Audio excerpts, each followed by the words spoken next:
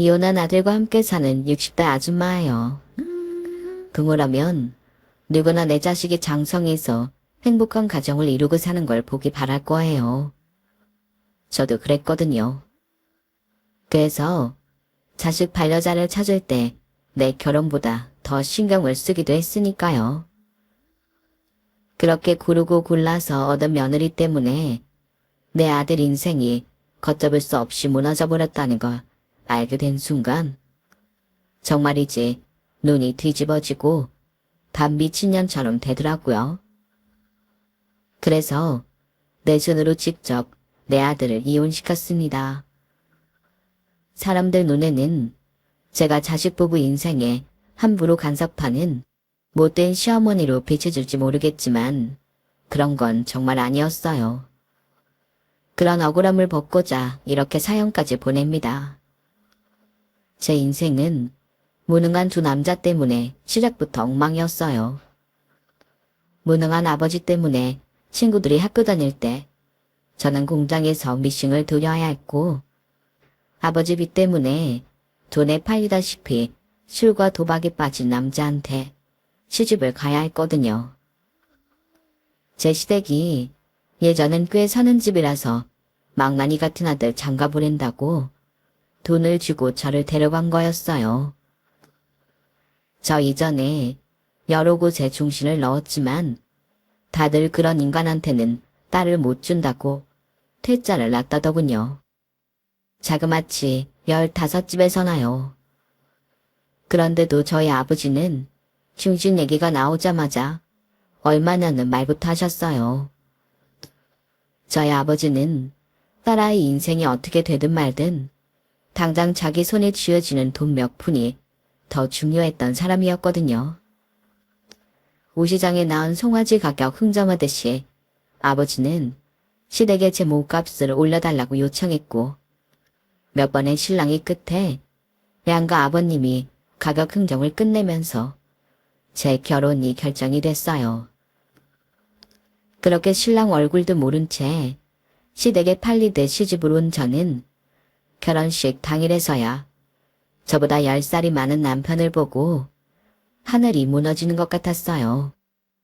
분명 10살 차이라고 했는데 정작 만나보니 완전 중늙은이었거든요. 술과 도박에 빠져 살아서 그런가 원래 자기 나이보다 10살 이상 나이가 더 들어 보이더라고요. 하지만 나이든 외모든 그딴 건 문제도 아니었어요. 신혼 첫날부터 술에 취해 살림살이를 다 때려 부수고 술이 깨자마자 도박판으로 달려갔다는 게 진짜 문제였죠. 멀쩡한 부모라면 이런 남자한테 딸을 팔지는 않았을 테지만 제 친정아버지는 그럴 정도로 정신이 제대로 박힌 사람이 아니었어요. 마누라도 자식도 돈만 준다면 다 팔아치울 인간이었으니까요. 산업매 중에 둘째이자 맏딸로 태어난 저는 태어나던 순간부터 집안 살림 미천 취급을 받았어요. 어머니 대신 집안일도 하고 밭일도 하면서 동생들 기저귀까지 빨아대며 학교를 다녀야 했거든요. 그래도 그렇게나마 학교를 다닐 수 있는 게 얼마나 행복했나 몰라요.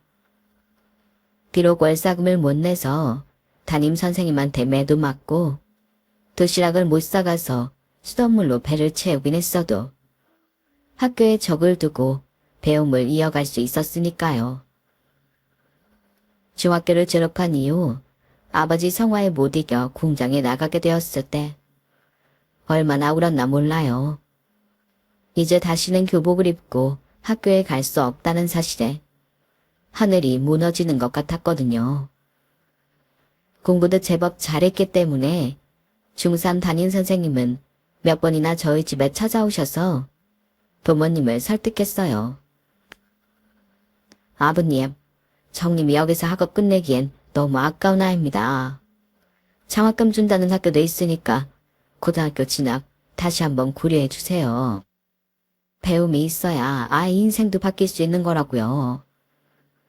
거참, 당장 먹고 죽을 돈도 없는데 공부는 무슨 공부입니까? 계집애를 중학교까지 보냈으면 나도 할 만큼 한 겁니다. 위로 지 오빠도 있고 아래로 동생들이 주렁주렁 있는데 맏딸이 돼서는 집안의 살림 미쳐 노릇하는 건 당연한 거지. 그게 뭐 대수라고 집에까지 찾아오 이 난립니까? 당장 가세요. 난 내 딸령 고등학교 보낼 생각 없으니까 쓸데없는 짓 말고 가라고요. 아버지, 저 공부하고 싶어요. 고등학교만 보내주시면 바늘도 더 열심히 하고 집안일도 잘할게요. 잠을 줄이라면 줄이고 밥을 덜 먹으라면 덜 먹을 테니까 제발 학교 좀 보내주세요. 네? 저는 담임선생님 등을 떠밀어 쫓아내는 아버지한테 달려가 바짓가랑이를 붙들고 애원했어요. 하지만 아버지는 오히려 역적만 내시고는 매몰차게 저를 걷어차셨어요. 그 바람에 저는 흙바닥에 널브러지듯 던져졌어요. 흙두성이가 된 채로 닭똥 같은 눈물을 뚝뚝 흘리며 한참을 울어댔죠. 아파서가 아니라 제 인생이 너무 거지 같고 가여워서 눈물이 났던 것 같아요. 나는 왜 이런 집에 태어나 하고 싶은 공부도 못하고 이 나이에 공장에 돈을 벌러 가야 하나 서글프기 그지없더라고요. 그렇게 21살 봄까지 공장에서 미싱을 돌리며 돈벌이를 했던 저는 앞서 말한 것처럼 아버지 손에 팔려서 시집을 가게 된 거예요. 그나마 시댁이 돈이 좀 있는 집이라서 굶을 걱정은 없었어요. 그거 하나는 다행이다 싶었죠. 하지만 얻는 게 있으면 잃는 게 있는 법. 집에서 부리던 사람들도 배불리 먹는 그 밥을 저는 단 한 번도 마음 편히 먹어본 적이 없어요. 결혼 전부터 술과 도박에 빠져 살았던 아들을 마치 저 때문에 집에 안 들어오는 것처럼 몰아세우는 시어머니 때문이었죠. 이년아, 네가 허구한 날 우거지성을 하고 있는데 내 아들이 집에 들어올 맛이 나겠냐? 누가 너더러 부엌에 나와 일을 하라더냐? 그저 남편 잘 구질러서 떡두꺼비 같은 아들 하나 낳으랬더니 그 쉬운 거 하나 못해서 사람 속을 뒤집어. 우리가 너 데려온다고 들인 돈이 얼만데 밥값도 못하면서 밥이 입으로 들어가냐고? 하우, 아무짝에도 쓸모없는 년을 뭐 한다고 그 큰 돈을 주고 데려왔나 몰라. 이럴 줄 알았으면 얼굴 반반한 술집 년을 데려왔지. 나이 어린 거 하나 보고 거지 속을 해서 저런 걸 데려왔을까. 아이고, 코리야. 잘못했습니다, 어머님. 제가 더 노력할게요. 짓지도 않은 죄로 고개를 조아리고 죄송하다는 말을 입에 달고 사는 동안 저는 정신적인 아픔이 몽둥이로 피 터지게 맞는 것보다 훨씬 더 아프다는 걸 깨달을 수 있었어요. 집에 들어오는 날보다 노름판 술판에서 보내는 시간이 더 많았던 남편은 수중에 돈이 다 떨어져야만 집에 돌아오곤 했어요. 그런 날이면 어머님은 제게 대놓고 눈치를 주곤 하셨죠. 아직 남자감이 없던 저는 어머님 등살에 못 이겨 입술도 빨갛게 칠하고 방으로 들어갔지만 돌아오는 건 폭언과 폭력뿐이었어요. 옆에 내가 조신하게 집구석에서 살림할 생각은 않고 꼬라지가 그게 뭐야? 네가 술집 작부야? 너 나 없는 동안 그 꼴로 동네 사내들 앞에서 엉덩이 흔들고 다녔냐? 말해봐 이년아. 언 놈이랑 붙어먹고 다닌 거야? 그런 거 아니에요. 당신 오는 날만 발랐어요. 어머니께 물어보세요. 저 한눈 안 팔고 집에만 있었다고요. 너도 내가 나이 처먹고 능력 없다고 무시하는 거지? 내가 아버지 발밑에서 발 밝히니까 네 눈에 내가 이 집 개새끼로 보이냐? 내가 만만해 보이냐고. 내가 오늘 니년 버릇을 단단히 잡아놓을 테니까 각오해. 주인 몰라보는 옆편네는 매로 다스리는 게 답이니까 이리 와. 대를 이어야 한다고 어떻게든 남편과 한 방에 밀어넣는 어머님과 저만 보면 못 잡아먹어서 안달인 남편 사이에서 죽어나는 건 저였어요. 남편에게 몸이 상하고 시어머니 시집살이에 마음이 병들어갔어요. 결국 시어머니는 그렇게 염원하던 손주를 안아보지도 못한 채 세상을 떠나셨어요. 제가 아들을 낳은 건 어머님이 돌아가신 이듬해였거든요. 시어머니 장례를 치르고 한 달쯤 지났을까요? 술에 취해 돌아온 남편이 그날은 웬일인지 욕설도 폭력도 없이 저를 안더군요. 이후로도 남편은 어머님이 살아계실 적엔 그렇게 밀어내던 저를 밤마다 찾았어요. 이제야 남편이 정신을 차리는가 보다 생각했어요. 나중에야 그 이유를 알고는 경악했지만요. 호랑이 같은 남편과 개차범 같은 아들 사이에서 늘 아들의 방패막이가 되어주던 시어머니가 돌아가시자 남편은 위기의식을 느꼈던 거예요. 시아버지 성격에 순순히 자기한테 재산을 물려줄 리 없다는 걸 누구보다 잘 아는 남편이었으니까요. 그래서 아버님이 그렇게 원하시는 손주 하나 안겨드리고 자식을 미끼로 부모 돈을 빼먹어보자 했던 거였죠. 도박에 미친 인간 눈에는 부모 자식도 판돈으로밖에 안 보였던 거예요. 그런 인간이니 아버님이 돌아가시면서 물려받은 양조장을 온전히 지킬 리가 없었어요. 딱 2년 걸리더라고요. 그 많던 재산 깡그리 도박판에 쏟아붓고 알거지가 된 건 말이죠. 그때가 우리 아들 5살 때였어요. 집이고 땅이고 다 팔아먹고 죽었는지 살았는지 종적을 감춘 남편 탓에 저는 어린 아들과 함께 길바닥에 나앉고 말았어요. 수중에 있던 얼마 안 되는 돈으로는 방을 구할 수도 없어서 싸구려 여인숙의 짐을 풀고는 아이와 함께 지냈어요. 날품팔이라도 하려면 애를 맡길 곳이 필요했지만 친정도 있으나 마나한 처지인데 그럴 데가 어디 있겠어요. 할 수 없이 어린 아들을 방에 혼자 두고 일을 다녀야 했죠.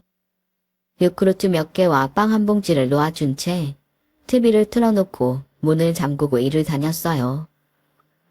다행히 우리 아들이 순한 편이라서 일 마치고 돌아와 보면 까르르 웃으며 저를 맞곤 했어요. 하루 종일 뭐 했냐고 물으니 텔레비전을 봤다고 하더군요. 엄마, 나 잘 숨어 있었어. 소리 안 내고 조용히 있었어. 아까 누가 문을 막 두드려서 조금 무서웠는데 그래도 꼭 참고 안 들켰어. 잘 있지. 초롱초롱한 눈으로 저를 올려다보는 아이를 보니 억장이 무너지는 것 같았어요. 하루 벌어 하루 살려면 아이를 두고 일을 나갈 수밖에 없지만 한창 아이들과 뛰어놀 나이에 좁은 여인 숙방에 갇혀있는 아들을 생각하면 순간순간 무너져 내렸어요. 이렇게 키우느니 차라리 아들을 시설에 보내는 편이 낫지 않을까 하는 생각이 들 정도였죠. 고된 노동으로 몸이 아픈 건 얼마든 참을 수 있었지만 내 아이를 골방에 가둬두고 키워야 하는 건 정말 참기 힘들더라고요. 하지만 얼마 지나지 않아 이런 고민조차 사치가 되어버린 사건이 벌어졌어요. 하필 그날은 아침부터 안 흘러서기 땡깡을 부리더라고요. 자기도 저를 따라가겠다고 말이죠. 어르고 달래다 기어이 혼을 내고는 일을 나갔는데 울다 지쳐 잠들었던 아들이 잠에서 깨고는 캄캄해진 방안이 무서워 자지러지게 울었던 모양이에요. 아침에 나올 때 TV랑 형광등을 켜놓고 나왔어야 했는데 깜빡하고 그냥 나왔던 게 화근이었죠. 고작 5살짜리 아이가 불 꺼진 캄캄한 방에서 눈을 떴으니 얼마나 무서웠겠어요. 아이 울음소리에 여인숙 주인은 방문을 따고 안으로 들어왔고 홀로 방 안에 있던 제 아이를 보고는 잔뜩 화가 난 거예요. 일을 마치고 여인숙에 가보니 주인이 저희 짐가방을 문 앞에 던져놨더라고요. 아들 녀석은 계단에 앉아 꾸벅꾸벅 졸고 있었고요. 이봐요 아줌마, 누구 장사 망치려고 그래요? 애를 혼자 방에 두고 나가면 어떡해요? 그러다 잘못되기라도 하면 누구 보고 책임지라고. 두말할 거 없이 애 데리고 당장 나가요. 영업방해 말고 나가라고. 사장님, 한 번만 봐주세요. 애 데리고 갈 곳이 없어서 그래요. 며칠만 말미를 주시면 조용히 나갈게요. 제발 부탁드려요. 당장 갈 곳이 없었던 저는 눈물로 사정을 했지만 주인은 들은 척도 안 했어요. 그 사이 잠에서 깬 아이는 울고 있는 저를 보자 자기도 따라오기 시작했어요. 그러자 여인숙 주인은 영업방해라며 당장 나가지 않으면 경찰을 부르겠다며 으름장을 놓더군요. 결국 아이를 데리고 여인숙을 나오긴 했지만 어디로 가야 할지 모르겠더라고요. 시간도 늦은 데다 아이까지 데리고 있으니 난감하기 그지없었죠. 일단 어디든 들어가야겠다는 생각에 서울역으로 갔어요. 거기는 야간 기차를 타는 사람들도 있으니 밤거리보다는 안전할 것 같았거든요. 제품에 꼭 안겨 잠든 아들을 보니 이제 더는 안 되겠다는 생각이 들었어요.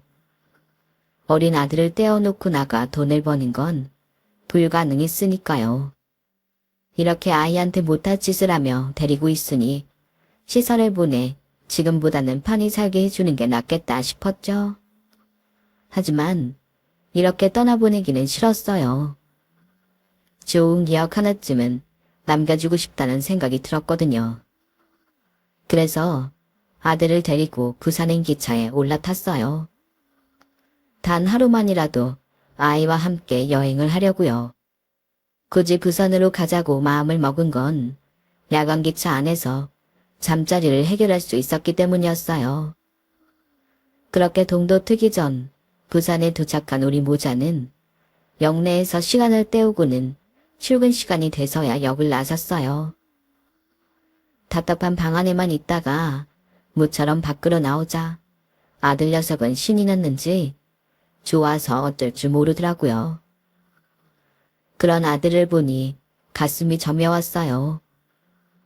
짧은 하루 동안의 여행을 마치고 싸구려 여관에 들어가 잠을 청하려는데 그렇게 눈물이 흐르는 거예요.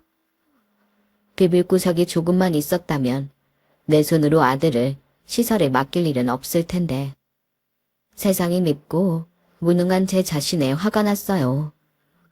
세상 모르고 잠들어 있는 아들을 보니 정말 미치겠더라고요. 하지만 제 슬픔에 취해 아이 인생을 망칠 수는 없어서 다음날 아침 아이 손을 잡고 전날 미리 알아둔 시설로 향했어요.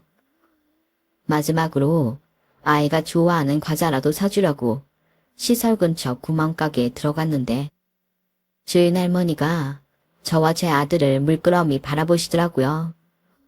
그리고는 나지막하게 그러시는 거예요. 뭔 사연이 있는가 몰라도 그러면 안 된대. 저리 어린아가 눈에 밟히가 왜 살라 그러노? 애 엄마야, 이리 와가 앉아봐라. 내가 앉아 묻고 숨 좀 돌리봐라. 할머니는 욕그릇들을 저와 아들 손에 하나씩 쥐어주시고는 당신 옆자리를 손바닥으로 탁 닥치셨어요. 저는 잠시 망설이다가 자리에 앉았어요. 그러자 할머니가 제 아들한테 그러시는 거예요. 요 앞에 아들 보이제? 가서 같이 놀다 오거라. 아들은 제 얼굴만 빤히 바라보았어요. 허락을 해달라는 눈치였죠. 그래서 엄마는 여기 있을 테니까 놀다 오라고 보내주었죠. 아이가 가게를 나서자 할머니가 바로 그러시더라고요. 와, 아 버리고 갈라고 왔나?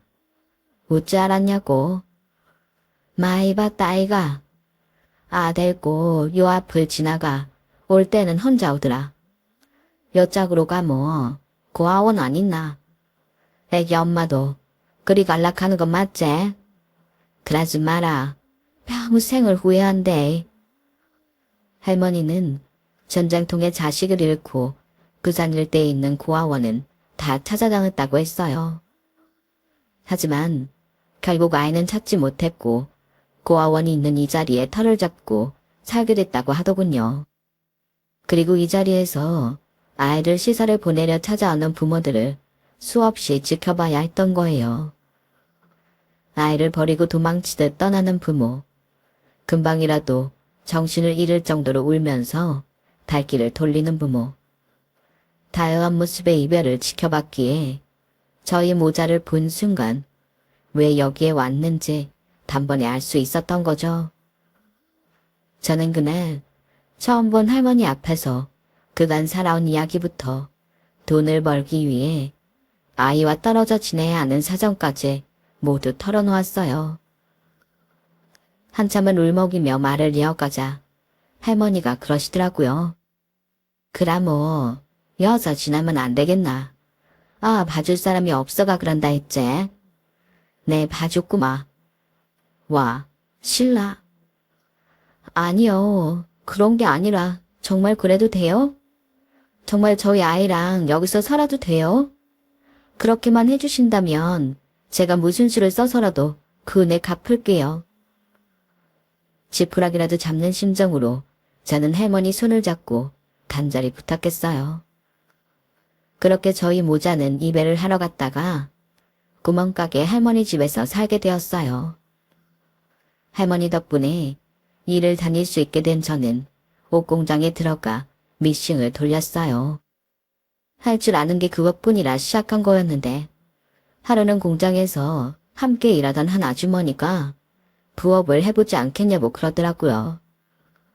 홀복을 만드는 일이었는데 정확히는 옷에 스팽글을 다는 일이었어요. 홀복은 알록달록하고 화려해서 이런 걸 누가 입나 싶을 정도였어요. 아주머니 말에 따르면 술집 아가씨들이나 밤무대 가수들이 주로 입는다고 하더군요. 그런데 이게 가격이 엄청 비싼 거예요. 수작업으로 스팽글을 붙여야 하니 공임이 비싸 그런다나요? 홀복 가격에 비해 스팽글을 달고 받는 돈은 얼마 되지 않았어요. 그러다 문득 그런 생각이 들더라고요. 차라리 내가 만들어서 직접 팔면 되지 않을까 하고요. 어릴 때부터 옷공장에서 일하며 어깨너머로 본 것들이 꽤 있어서 왠지 할 수 있을 것 같더라고요.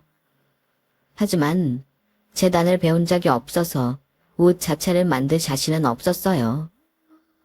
그러던 차에 국제시장에 가면 값싼 구제옷을 판다는 소리를 듣게 됐고 거기서 쓸만한 옷들을 구할 수 있었어요.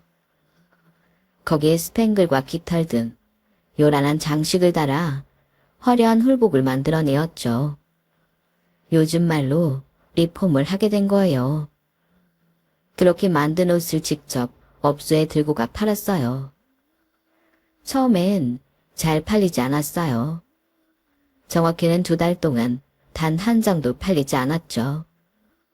그러다 끈덕지게 찾아가는 제가 보기 안쓰러웠는지 하나 둘씩 제 옷에 관심을 주기 시작하더라고요.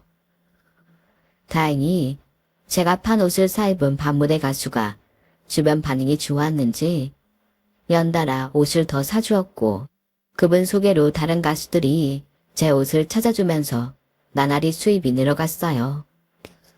그러다 주문량을 감당하기 힘들어서 공장 일을 그만두고 홀복 제작에 전념하게 되었죠. 구멍가게 한켠에 할머니가 쓰시던 낡은 미싱을 놓고 본격적으로 홀복 제작에 나선 저는 몇 년이 지나 제 옷공장을 차릴 수 있었어요. 홀복부터 시작해 무대 의상, 댄스복 등 텍스 의상을 만드는 공장이었죠. 제가 공장을 운영하는 동안 제 아들은 할머니가 돌봐주셔서 마음 편히 일을 할 수 있었어요. 저희 모자를 받아주었던 할머니는 저희와 함께 산 지 10여 년쯤 지나 세상을 떠나셨어요. 굴복진 인생을 사시다 잠든 채 그대로 세상을 떠나셨죠. 인생의 은인인 할머니께 해드릴 수 있는 거라곤 가족이 없는 할머니를 위해 제사상을 차려드리는 것뿐이었어요. 아무리 일이 바빠도 할머니 길만큼은 아들과 함께 제사를 지냈어요. 할머니가 돌아가신 후로는 아들 녀석을 돌봐줄 사람이 없었지만 그럼에도 불구하고 아들 녀석은 잘 자라주었어요. 일하느라 바쁜 엄마를 대신해서 집안 살림도 하고 쉬는 날엔 저 대신 먼저 일어나 아침상을 차려주는 기특한 아들이었죠. 세상에 우리 모자 둘밖에 없었기 때문에 더 의지하고 살았는지도 모르겠어요. 그러다 아들이 서울에 있는 대학에 들어가면서 우리 모자는 이별을 하게 되었죠. 엄마, 아무리 바빠도 밥은 꼭 챙겨 드셔야 돼요. 나 없다고 대충 물에 말아 드시지 말고 제대로 드셔야 돼요. 알았죠? 아유, 네가 내 아들이 아니고 내가 네 딸인 것 같다. 무슨 애가 엄마 밥 챙겨 먹는 것까지 걱정을 해. 엄마는 알아서 잘 챙겨 먹을 테니까 우리 아들이나 끼니 거르지 말고 잘 지내. 용돈 아낀다고 라면 먹지 말고 돈 떨어지면 제깍제깍 연락하고. 엄마가 죽어라 돈 버는 이유가 뭐겠어? 그저 내 새끼 배굴지 말고 잘 먹고 입히려고 그런 건데. 엄마 걱정을 하는 아들을 서울에 두고 부산으로 내려오니 가슴에 구멍이 뚫린 것처럼 행했어요. 아들한테는 삼시세끼 잘 챙겨 먹겠다고 약속했지만 집에 사람이 없으니 그러기 쉽지 않더라고요. 일 끝나고 집에 돌아올 때마다 깜깜한 집에 들어서는 게 그렇게 싫을 수가 없었어요. 그동안 모르고 살았던 아들의 아픔을 그때 절실히 느낄 수 있었어요. 할머니가 돌아가신 이후부터 아들은 늘 불 꺼진 집에 홀로 돌아와야 했으니까요. 바쁘다는 핑계로 하나뿐인 아들의 삶을 구멍 뚫린 가슴으로 만들어왔던 게 아닐까 하는 자책이 들었어요. 그리고 그건 훗날 현실로 나타나게 되었죠. 아들과 떨어져 지내는 허전함과 달리 제 사업은 잘 진행되었어요. 공장도 잘 돌아가고 돈은 따박따박 통장에 쌓여갔죠. 하지만 제 삶은 점점 더 황폐해지는 기분이 들었어요. 대학 생활에 적응이 되어가는 아들은 점점 더 제게 전화하는 횟수가 줄어들었고 그럴수록 저는 아들의 전화를 기다리는 시간이 많아졌거든요. 같은 하늘 아래 살면서도 목소리조차 자주 못 듣는 생활이 점점 더 버거워질 때쯤 옷공장은 부산에 두고 서울로 올라왔어요. 돈을 움켜쥐고 멀리서 그리워하기보다는 덜 벌더라도 아들 옆에서 지내는 걸 선택한 거죠. 아들은 자신이 보고 싶어 돈도 포기하고 서울로 올라왔다는 말에 감동하더라고요. 함께 살면서부터는 오히려 전보다 문자도 자주 하고 전화통화도 수시로 했어요. 아들은 그렇게 다시 제게 마음을 열어주었어요. 그런데 사람 욕심이 끝이 없다고 눈에 돈 벌 기회가 보이니 모른 척할 수가 없더라고요. 아는 분이 도매시장에 가지고 있던 가게와 온라인 사업체를 저보고 인수하라고 하신 거예요. 이젠 나이가 들어서 자식이 있는 미국으로 건너가 살고 싶다고요. 저한테는 좋은 기회였어요. 서울에 터를 잡고 사업 확장을 할 수 있는 상황이니까요. 모처럼 아들과 좋은 시간을 보내고 있는데 또다시 일을 시작하면 예전처럼 얼굴도 제대로 못 보는 생활로 돌아갈까봐 겁이 났어요. 그래서 먼저 아들한테 의견을 물었더니 흔쾌히 해보라고 하지 뭐예요. 그때는 하고 싶은 마음이 너무도 컸기 때문에 미소 뒤에 감춰진 아들의 그늘은 애써 보려 하지 않았던 것 같아요. 새로 시작한 도매업과 온라인 사업은 시작부터 순조롭게 진행되었고 예상대로 아들과는 한 집에 살면서도 얼굴 마주칠 시간도 없이 바빠졌어요. 그때 그렇게 아들 녀석을 외롭게 두면 안 되는 거였는데 그때는 그게 최선인 줄만 알았어요. 나 죽고 없으면 내 아들을 지켜줄 수 있는 건 돈밖에 없다고 믿었으니까요. 대학을 졸업하던 해 아들은 다행히 취업에 성공했어요. 비록 중소기업이기는 하지만 꽤 재정이 탄탄한 회사였죠. 제가 서울에서 다시 장사와 사업을 시작하면서 조금씩 멀어진 모자 사이는 아들이 취직을 하면서부터 더 심해졌어요. 탄집에 살면서도 얼굴 마주치는 날이 손에 꼽을 정도로요. 그럼에도 불구하고 아들은 바쁜 회사 생활을 하면서도 할머니 제사 때는 빠짐없이 참석하곤 했어요. 1년에 한 번 있는 할머니 제사가 우리 모자로서는 마주보고 밥을 먹는 유일한 시간이 되었죠. 세월 탓인지 제 부족함 탓인지 사회인이 된 아들은 많은 게 변했어요. 어릴 때는 엄마밖에 모르던 녀석이 주말에도 약속이 있다며 집을 비우기 일쑤였고 휴가 때도 지 친구들이랑 여행 다니기에 바빴거든요.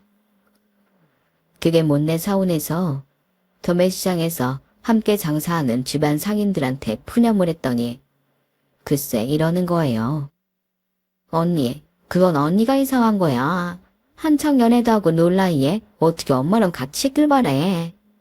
우리 딸들은 중학교 들어가면서부터 시방에도 못 들어오게 했다고.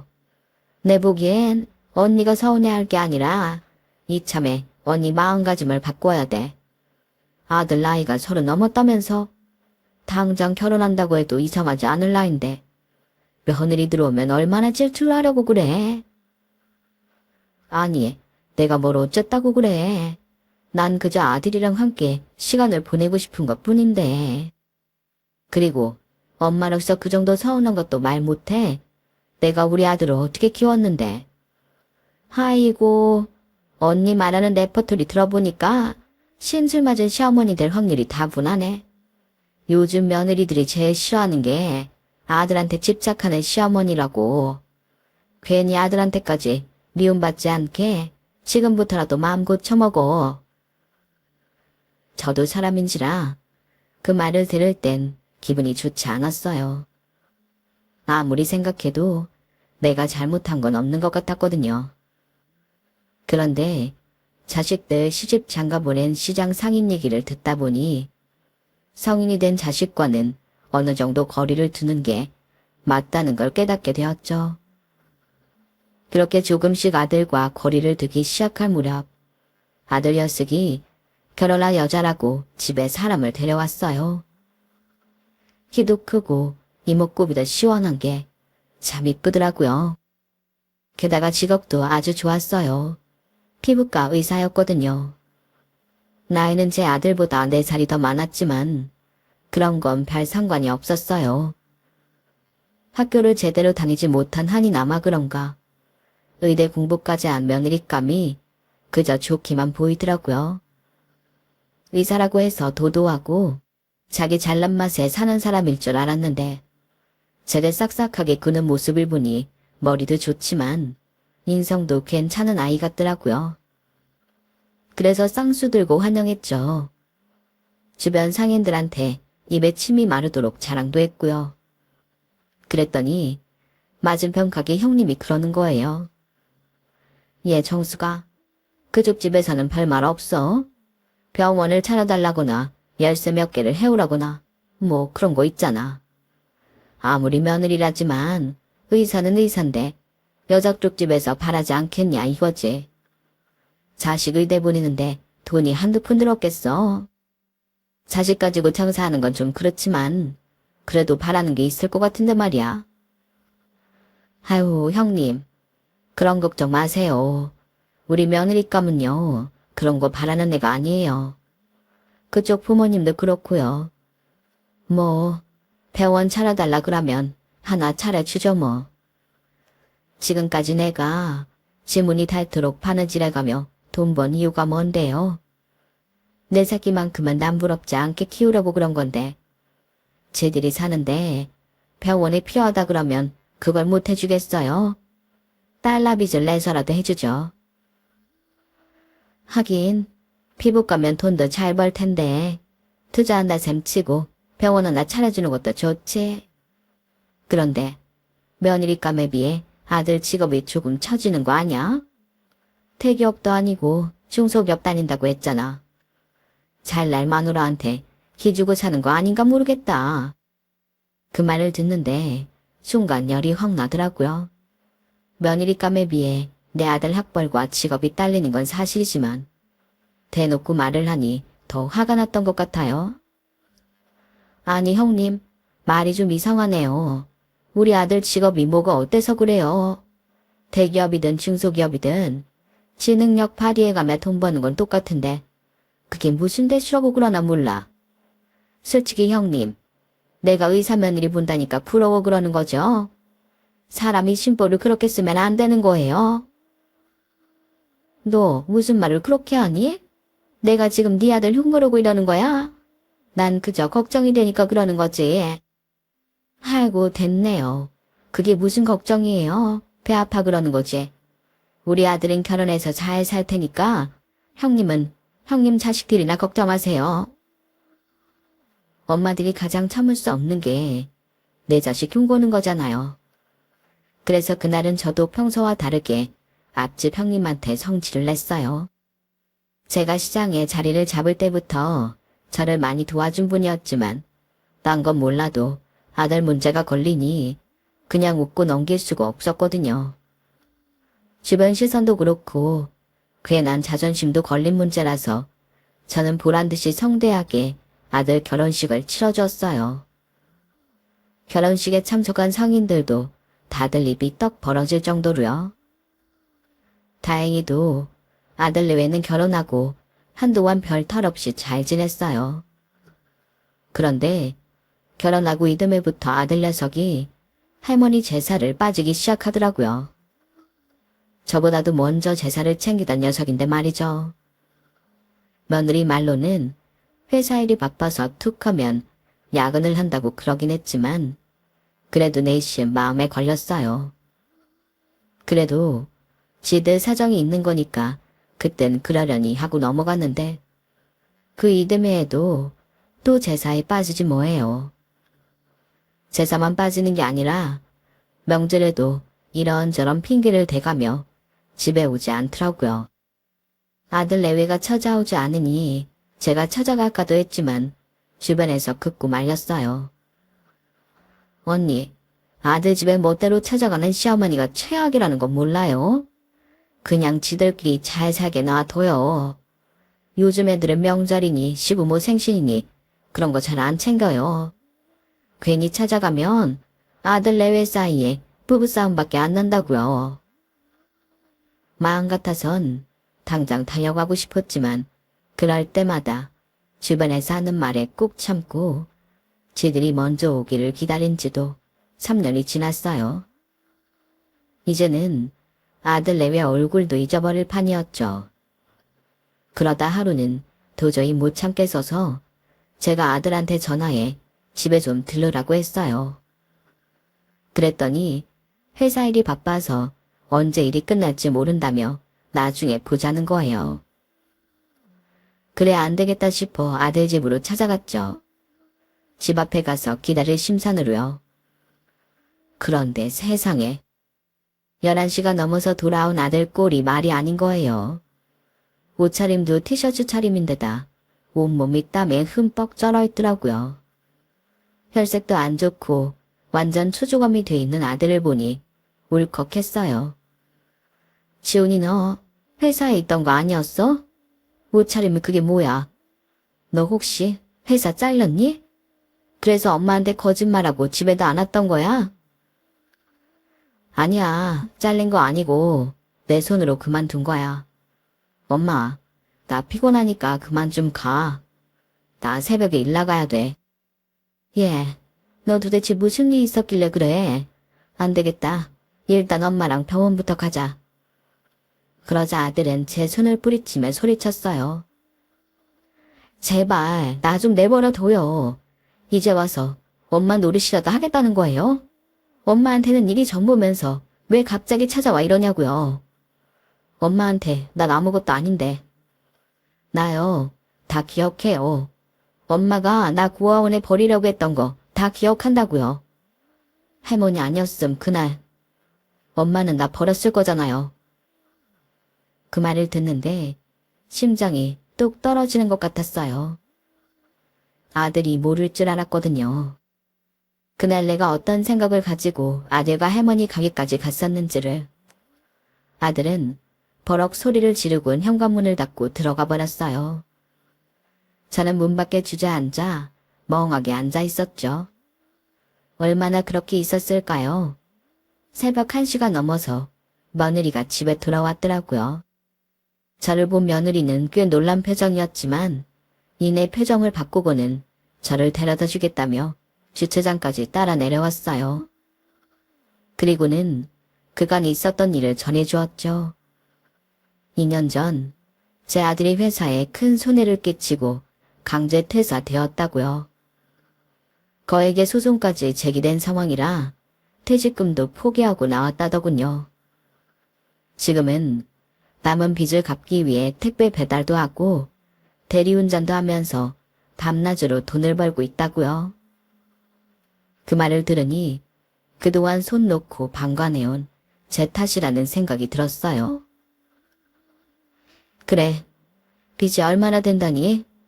내가 그 빚 갚아줄 테니까 우리 지훈이 몸 좀 추스릴 수 있게 일 그만두라고 해.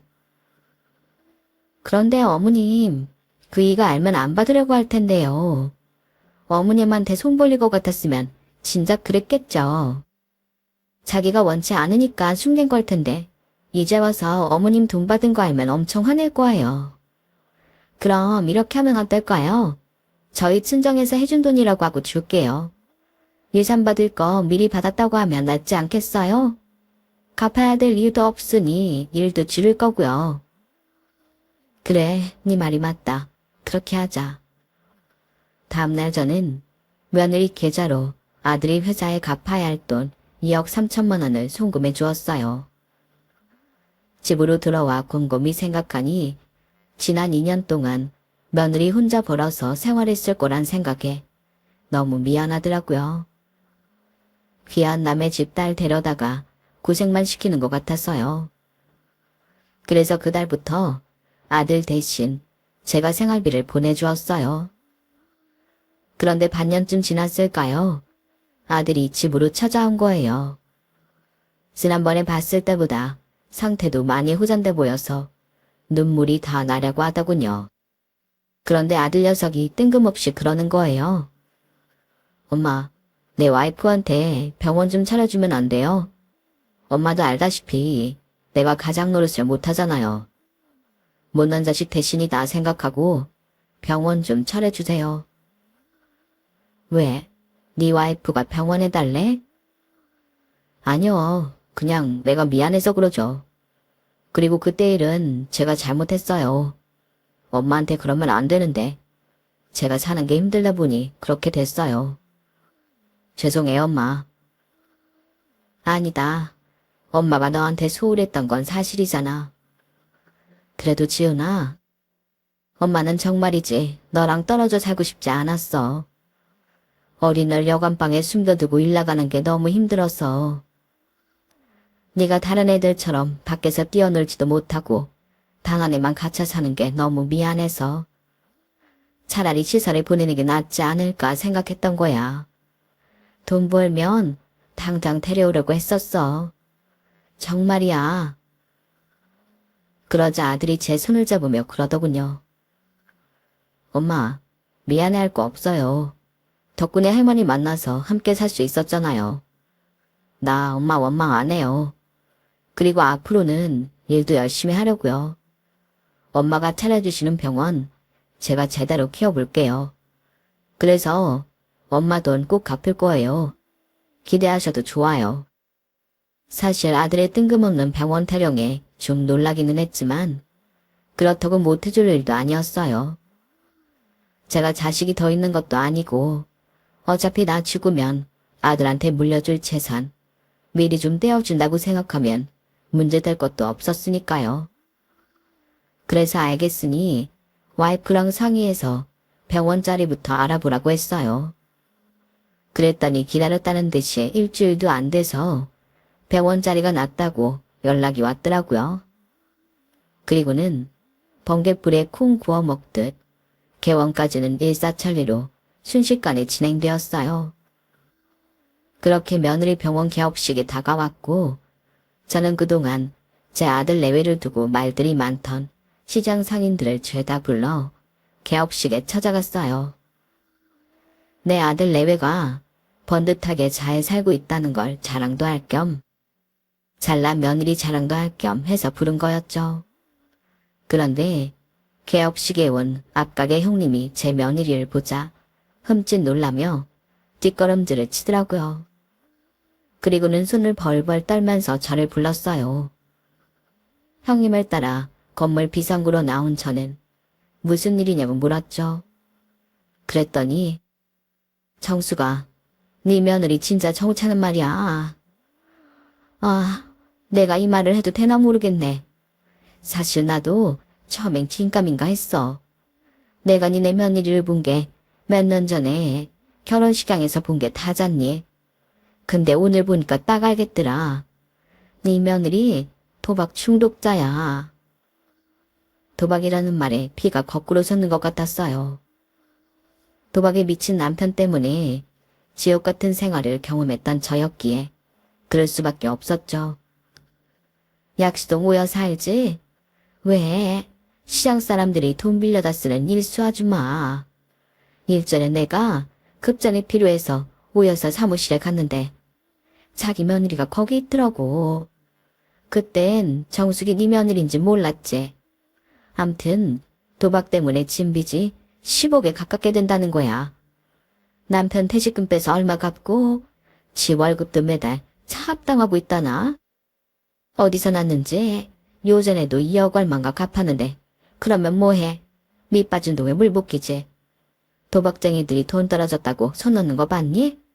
지 마누라에 자식들까지도 팔아먹는 족속들인데 모르긴 해도 이 병원도 조만간 다 빼먹지 않을까 싶다. 앞가게 형님 말을 들어보니 그간 있었던 일들이 착착 들어맞는 게 틀림없다 싶었어요. 하긴 저한테 손 벌리기 싫어서 밤낮 없이 일해 회사 돈 갚겠다고 했던 놈이 갑자기 병원을 해달라고 온 것도 이상했죠. 이게 다 며느리가 중간에서 꾸민 짓이었기에 아들도 저도 속았던 거예요. 속에서 청불이 난 저는 한창 개업식으로 북적이는 병원으로 들어갔어요. 그리곤 구사상에 놓인 시루떡을 들고 그대로 며느리 얼굴에 던져버렸죠. 느닷없는 세례의 며느리는 물론 서던 집 사람들도 놀란 표정이었어요. 이 도박에 미친년아. 니년이 내 아들 인생 말아먹고 이젠 내 돈까지 끌어다 도박판에 밀어넣을 생각이냐? 의사? 니가 게 무슨 의사야? 도박에 미친 인간 쓰레기지. 너, 내 아들이 회사에 손해입힌 돈 갚는다고 받아간 내 돈 2억 3천. 그거 어딨니? 정말 내 아들 회사에 갚아줬어? 아니지. 네 도박빚 갚는 데 썼지? 약수동 오여사한테. 그러자 며느리가 눈이 동그래지면서 저와 제 아들 눈치를 살피더라고요. 영문을 모르겠다는 표정으로 서 있던 아들은 그제야 제 아내한테 물었어요. 도박빚? 당신 그게 사실이야? 나한텐 의료사고가 있어서 합의금 필요하다고 했었잖아. 그게 합의금이 아니라 도박빚이었어? 여보, 그게 아니라 어머님이 잘못하신 거야. 도박은 무슨. 내가 무슨 도박을 해. 자기 나 못 믿어? 자기 엄마가 우리 사이 갈라놓으려고 거짓말하는 거야. 그동안 돈이 미쳐서 아들도 나 몰라라 해놓곤 이제 늙고 힘 떨어지니까 당신한테 매달리려고 그러는 거라고. 자기 외로울 때 곁에 있어준 사람은 자기 엄마가 아니라 나잖아. 그런데 내 말을 못 믿어?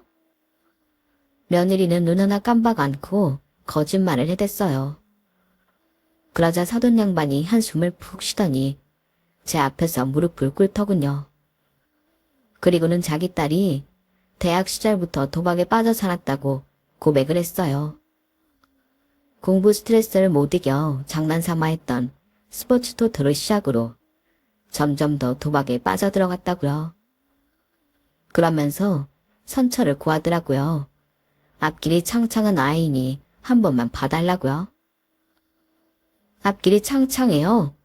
지 남편 회사까지 그만두게 만들고 시어머니 돈까지 빼서 도박하는 년이 앞길이 창창하다고요. 아이고, 그럼 이 나라 교도소에 갇혀있는 온갖 범죄자들이 다 앞길 창창한 인간들이겠네요. 사돈도 정신 차리세요. 자기 자식이라고 감싸고 두는 것만이 능사가 아니라고요.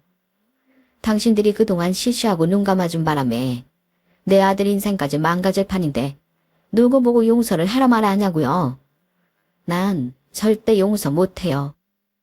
저 도박쟁이년 당장 교도소에 쳐놓고 저년이 망가뜨린 내 아들 인생 보상받을 거라고요. 그제야 며느리는 제 다리에 매달려 울부짖으며 용서를 구했지만 그걸로 화가 풀리지는 않았어요. 그래서 당장 아들 내외를 이혼시키고 본격적으로 소송을 시작했죠. 그동안 며느리가 도박 빚으로 쓴 돈과 내 아들이 받은 금전적, 정신적 피해 보상까지 청구했어요. 결국 배상금은 며느리 부모가 대신 갚아주었고 며느리는 의사 면허 박탈과 도박 치료센터에 들어가게 되었어요. 그리고 그 일이 있은 지 3년이 지난 지금 저는 아들 내외와 함께 살고 있어요. 제 아들이 작년에 재혼을 했거든요. 제가 운영하던 온라인 쇼핑몰에서 일하던 직원인데 얼마나 야무지고 착실한지 몰라요. 고등학교 졸업하고 사회생활을 시작해서 지 동생들 대학 공부까지 다 시킨 기특한 아이죠. 제가 일산에서 물러나며 부산에 있는 옷공장과 서울에 있는 가게 그리고 온라인 쇼핑몰을 아들한테 넘겨줬는데 그때 같이 일하다가 눈이 맞았지 뭐예요. 그래서 지금은 아들 부부가 열심히 벌어다 저를 먹여 살리고 있답니다. 올 가을이면 첫 손주도 태어날 거라서 전 요즘 구름 위를 날아다니는 기분으로 살고 있어요. 두 남자 때문에 이거라졌던 힘겨운 내 인생이 이제야 온전히 제 자리를 찾은 기분입니다. 사는 게 그렇잖아요. 절망이 있으면 희망도 있고 고통이 있으면 기쁨도 있는 거 아니겠어요? 힘든 일 다 넘겼으니 이제는 행복한 인생을 꿈꿔보려고 합니다. 지금까지 제 사연을 들어주셔서 감사드려요. 항상 가족들과 행복하시고 항상 건강하세요. 여러분, 사연 댓글에 응원과 현명한 조언 부탁드려요. 좋아요와 구독은 저에게 큰 힘이 됩니다. 오늘도 좋은 일 가득하세요.